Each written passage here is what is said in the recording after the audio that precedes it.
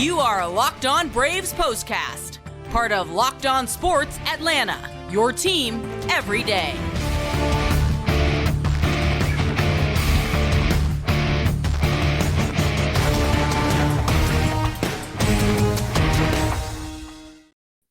And welcome into the Braves POSTCAST, part of Locked On Sports Atlanta. Grant McAuley, Jake Mastroianni with you after another extra inning win for the Braves. They prevail 7-6.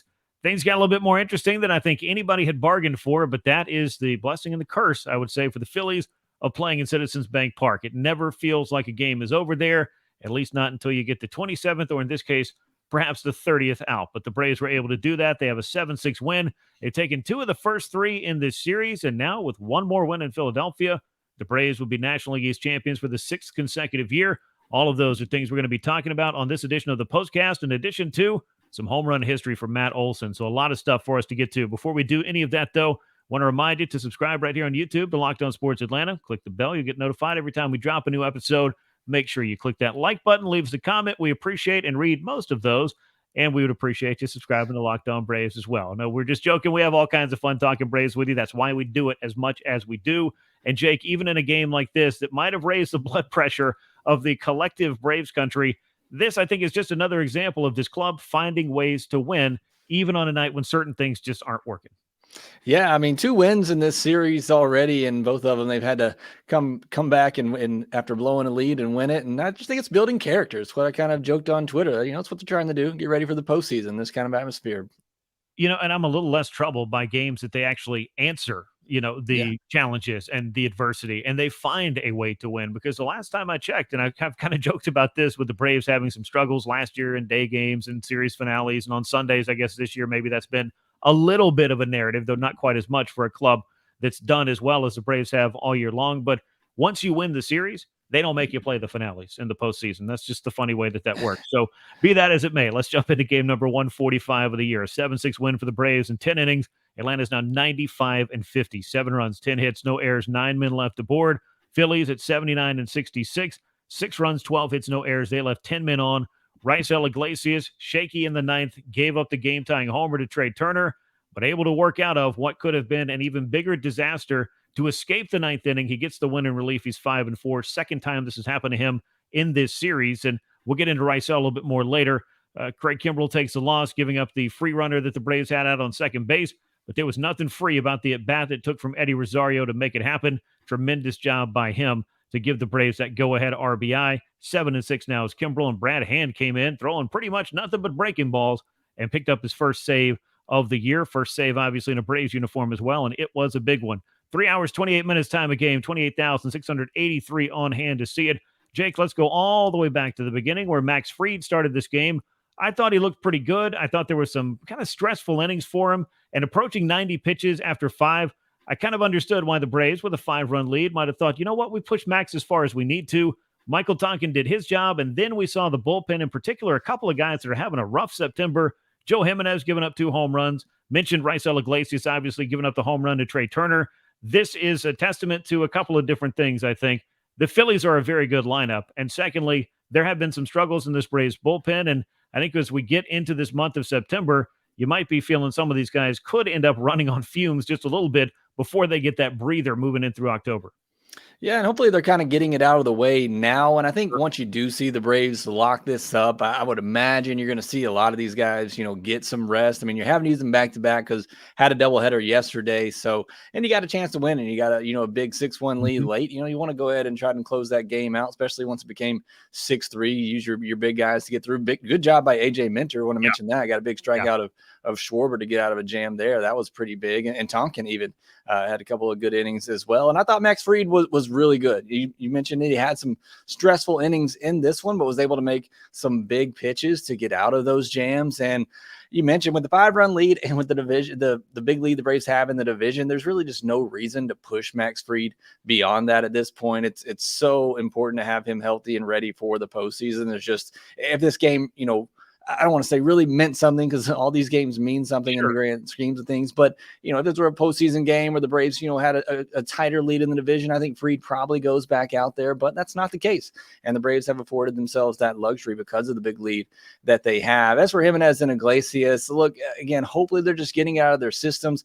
5 home runs now in his last 5 appearances for Jimenez. He's just really, leaving too many pitches over the plate, and hitters aren't missing them. So as for Iglesias, again, it's just, so close, and he looked like he couldn't put hitters away. He got ahead of Trey Turner, got ahead a lot of the batters there, and just could not put them away. So, but credit to him, and Smoltz talked about this. You blow the save, but you give the team a chance to win by keeping it right there. And I think that's huge as well. You do have those blown saves, which hadn't had a lot of lately, but still just kept it right there and gave the team a chance to win, and they did. Yeah, and it's the game inside the game. And I do think, and John Smoltz really did lay that out, and he would know because he was in that role for quite a while and did it about as well or better than anybody's ever done it in a Braves uniform. But those are the things that do come along during some of these games. I mean, I know everybody looks back at the postseason and feels like, okay, well, the night shift was just a lockdown, sure thing bullpen through 2021. And let me tell you, they were great in the postseason, but the road to get there, if you'll recall, there were some speed bumps. There were some slumps. There were some guys that got sent to the minor leagues. There were some just different circumstances that happened over the course of the 162.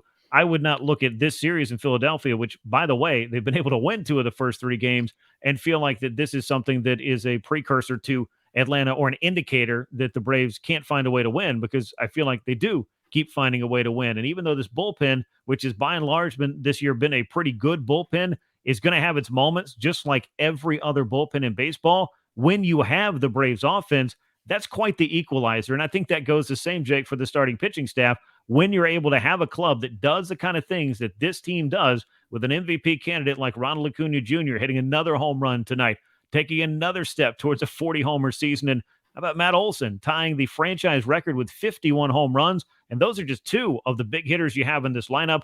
Marcell Ozuna appears to have awoken from his hibernation in the Big Bear with a big home run in this game.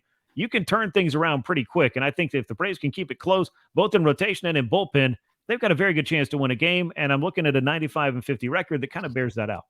Yeah, joking before. I mean, this team's at 95 wins. It's just really remarkable. And look at Eddie Rosario, a 3-hit game tonight after he had kind of cooled off and had the big hit in extra innings to give the Braves the lead. You mentioned that great at bat, but yeah, I mean, what this offense can do, they're going to cover up a lot of mistakes because it's just that good. And, I think this pitching staff, as you mentioned, I think they're still really good. And I still think they have an opportunity to win games on their own a lot of times, but a lot of times they're not going to have to, because this offense is so good and they can cover up, whatever, weaknesses that they might have, whether it be defensively or whether it may be in the pitching staff having an off night.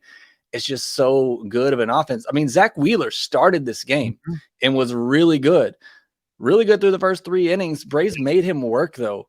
Couldn't get to him, but made him work. And then finally, once they get going, it happens so quick. And you saw how they can do that against a really good pitcher like Zach Wheeler. So this offense, we talk about it all the time, so talented top to bottom, and it can be different guys. But yeah, those 2 at the top, Acuna and Olson, they're pretty special. Yeah, we're going to talk a little bit more about those gentlemen here in just a moment. Before we do that, though, I want to tell you about one of our great sponsors. It is, of course, Game Time. This episode of the Braves Postcast brought to you by Game Time, the fastest growing ticketing app in the country for a reason. You get images of your seat before you buy, so you know exactly where you're going to be and what to expect when you arrive. You buy those tickets in a matter of seconds with 2 taps on that app, and you're all set. Tickets go directly to your phone. You never have to dig through your email, so you can snag your tickets without the stress by using Game Time. We got a great offer for you. Download the Game Time app, create an account, use the code LOCKEDONMLB. You get $20 off that first purchase. Terms apply. Again, create an account, redeem the code LOCKEDONMLB for a $20 off promotion. Download that Game Time app today. Last minute tickets, lowest price guaranteed. Braves offense has been led by Ronald Acuña Jr. and Matt Olson pretty much all season long. There have been some highs and lows to Olson's 2023 campaign, but I would say that the highs have more than evened out for any of the dry spells he's been through. And if you want the latest example of that, 18-game home run drought, and then all of a sudden he just catches absolute fire, wins a Player of the Week award, and seems to show no sign of slowing down on the home run parade. Another homer against Zach Wheeler that came in this game, a record setter in the 4th inning, a solo shot, his 51st of the year. It ties Andrew Jones for most ever by a Braves player. That's 152-year franchise history that includes some great sluggers and Henry Aaron. So I just want to point out Matt Olson's doing something pretty special for one of the oldest franchises in baseball. Ronald Acuña Jr., his 37th home run of the year, now just 3 away from the 40 home run plateau. A 40-40 season has been something, Jake, I think we've been predicting all year long. I know I've sure been tracking it. Pretty special stuff to happen right there. And as you mentioned, they did it against a pretty tough pitcher in Zach Wheeler. They did. And look, I'll be honest, I wasn't so sure that Ronald was going to have a shot at this not too long ago, but the stretch that he's been on lately, really over the last 13 games, you go back to the start of that Dodgers series where there's all the MVP talk about Betts and Acuna. He has really gone off since then. And we've talked about it this year. Out of all the amazing things he's done, cutting down on the strikeouts is perhaps one of the more amazing things he's done. In that 13-game stretch, he struck out 4 times. I mean, it's truly remarkable. And when he puts the ball in play, how hard he hits the baseball. And it's just, he's going to rack up his hits just because every time he's making contact, it's usually pretty loud. Got a hanger tonight, did not miss it. Only had 1 hit on the night, but had 3 hard hit balls. So like I said, when you're not striking out and you're consistently making hard contact like he is, going to lead to a results that he's having right now, which are, again, historic. Yeah, absolutely historic. I mean, the 65 stolen bases, the 37 home runs, chance to still break the Braves single season stolen base record while hitting 40 homers would be, I think, the greatest 40-40 season of all time. Pretty good MVP caliber numbers right there. Cutting the strikeouts, having a chance to bat 330, 340 on the year as well, with a 220 hit season and reach base by hits and walks over 300 times. That's a pretty good campaign for Ronald Acuña Jr., and pretty good is not even close to the descriptor we should be using for it. But for Matt Olson, I think that this is pretty incredible. And even no matter what your wildest expectations were of when the Braves acquired Olson to become the first baseman of the present and the future, he has far and away exceeded, I think, anything I could have asked of in a single season with 51 home runs, 128 runs batted in now. That's just 7 away from the single season modern record in Braves franchise history set by Eddie Matthews in 1953. The next home run will give Olson that record for most homers by a Brave all time in a single season all alone. This has just been an incredible campaign, and I will not be surprised to see Matt Olson in the top 3 for MVP if the balloting, goes the way I think it's going to go, and if he keeps hitting the way he's been hitting the last couple weeks. Yeah, I mean, you look at his OPS now, surprised to see it's back up over 1,000. It's higher than Ronnie's at the moment. And, a lot of that has to do with all the home runs that he's hit here lately, but he's hitting 281. We've talked about this as well. When you got Matt Olson, the expectation was a guy that maybe hits 250, 260 in his best years, but gives you, 30, 40 home run power and drives in a lot of runs. And I was perfectly fine with that and happy with that. But now you're seeing a guy that's hitting for average as well. He's getting on base at a high clip as he always has. I mean, it's truly special what he's doing. A guy that, coming into his prime, it's not to get into the Freddie Freeman situation, but it's the reason they were comfortable switching to him because he was a younger player that was coming into his prime and you feel like he could have some of his best seasons ahead of him. So he's doing exactly that. And it's really just been a fun to watch. I mean, I said the other day, you can't really pitch to this guy right now with the way that he's hitting. I mean, you look at the home run he hit tonight. I mean, it's fastball down and away. And you think a slugger's going to try to pull that. And as Smoltz said, most hitters are going to roll over that. And he doesn't. He takes it the other way, trusts that power for an easy home run to the opposite field. Yeah, it's incredible to watch the line-to-line show that Matt Olson has put on with his home runs this year. He hits a lot to straightaway center field. He pulls quite a few, but he'll drive a lot to left center and to left field as well, and did it again at Citizens Bank Park on Tuesday night. So it's some tremendous work by Matt Olson all season, and the Braves offense continues to pile up home runs. Matt Olson hit the 279th home run of the year for the Braves. 280th home run of the year belonged to Ronald Acuña Jr. 281 for good measure. Marcell Ozuna with a 3-run homer. Maybe he's heating up again as well. Not that he really has cooled off for very long, but if he's popping a 3-run homer for you on top of everything else that's going on, you're doing pretty well. 281 home runs now for the Braves, most by a National League team in a single season in history. And they have a chance, quite obviously, at the 307, the record by the Twins for most by an MLB club in a single season. Braves are on track, I believe, for 311 or 312 home runs, depending on the math and how hazy my brain is and from running all these calculations all night. But a very good shot at that home run record. The Braves continue to do that, and they have trimmed their magic number all the way down to 2. They have a chance to clinch the National League East as they have as of the time of this recording. The Dodgers are in action against the Padres out west. A 7-game lead over the Dodgers for home field through the playoffs in the National League. 3.5 games on the Baltimore Orioles, who lost to Adam Wainwright, win number 199 in his career. So he didn't get it done against the Braves, gets it done against the Orioles, which helps out the Braves on this evening. We'll talk a little bit about Wednesday's Game 4 and Spencer Strider after I tell you about another of our great sponsors for this show. This episode brought to you by Sleeper. The MLB playoffs are right around the corner. We talk about that a lot here. That means the clock is ticking to get your chance to get 100 times your cash on daily fantasy baseball. Baseball has never been more exciting than it is right now. We talk about all the great players in the Braves lineup, Ronald Acuña Jr., Matt Olson, and the likes. Pick more or less on stats for stars like those guys, home runs, hits, strikeouts, and more for up to a 100-time payout on Sleeper. You get your picks right, you could win big. Use the promo code LOCKEDON, and you'll get up to a $100 match on your first deposit. Terms and conditions apply. Braves and Phillies will wrap up this 4-game set. The Braves have a chance to wrap up the National League East with one more win. It's Spencer Strider looking to get himself back on track after a clunker of a start his last time out. He's 16-5, a 3.83 ERA. I think we know that Spencer has had some demons at Citizens Bank Park that he would certainly like to exercise and do that on Wednesday with a good start. Christopher Sanchez, a lefty, gets the ball for the Philadelphia Phillies. He's been a pretty quality pitcher for them. Should be an interesting pitching matchup. And obviously, Jake, the stage is set for the Braves to pop a little champagne for the first of what they hope will be several times heading into the rest of the year.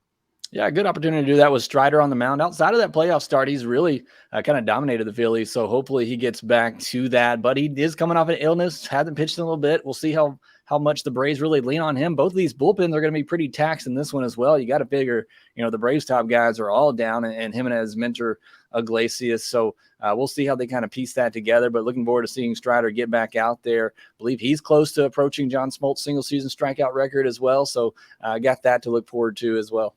Yeah, Spencer Strider has been piling up the strikeouts. He joined John Smoltz and Phil Niekro as the only three Braves pitchers with 250 or more strikeouts in a single season. So if he's able to continue that through the final, 3 starts or so that I believe that he will have, then Spencer Strider has a chance to surpass John Smoltz's 276 strikeouts, which is the most by a Braves pitcher in a single season. Strider right now is sitting on 250, so he needs 26 strikeouts in the final, I would imagine at least 3 starts this year, and he could go a long way with a double-digit strikeout performance against the Phillies. I'm sure the Braves would be happy to see that, and if he's got double-digit strikeouts, that typically means Spencer Strider's made it a little bit further in the game than he did the last time. But speaking of John Smoltz, I got a chance to talk to him a few weeks ago about Spencer Strider in particular and the records that could be broken, and John Smoltz said that the excitement that comes with every 5th day when Strider takes the mound, he could even be that much better when he's able to get over some hurdles of when things aren't really going his way and is able to really start turning in the extra innings that the Braves would like to see. And I don't mean pitching in extras. I mean, instead of going 6, maybe all of a sudden he's going 7. Maybe that means less strikeouts, but the deeper he can go into the game, and I think Spencer said this a time or 3 over the past couple of years, that's truly his goal, to give his club as many innings as possible. Yeah, I would certainly love to see that for him. Serge Smoltz talked about on the broadcast as well. Sometimes he does let that emotion. He is such an emotional pitcher, and he wants to do great and be so good, but sometimes that gets to him, and hitters kind of read that and feed off of that. So that is one thing that I think Strider can definitely work on to get better. Again, I think the ceiling for him is through the roof. I think that much of him. So I think he's going to break a lot of records here in a Braves uniform. Yeah, the floor is pretty high. The ceiling, quite obviously, is going to be high as a result. And the expectations are always high when you're the major league leader in strikeouts, which Spencer Strider is. He's gunning for win number 17 of the year as he matches up with Christopher Sanchez and the Phillies, 6:40 p.m. Eastern time, the first pitch at Citizens Bank Park. That'll do it for us here on the Braves Postcast. Make sure you subscribe to Locked On Sports Atlanta for all these great shows that you get here. Make sure you click that bell. You get notified every time we drop a new episode. You leave us a like, a comment, share the show with a friend. We appreciate that. And subscribe to Locked On Braves wherever you get your podcast. Jake has all kinds of great stuff for you all season and all winter long. You don't want to miss out on that, so go click subscribe. Once again, the Braves 7-6 winners over the Philadelphia Phillies in extra innings have a chance to clinch the National League East on Wednesday. For Jake Mastroianni, I'm Grant McAuley. We will catch you next time. And until then, so long, everyone.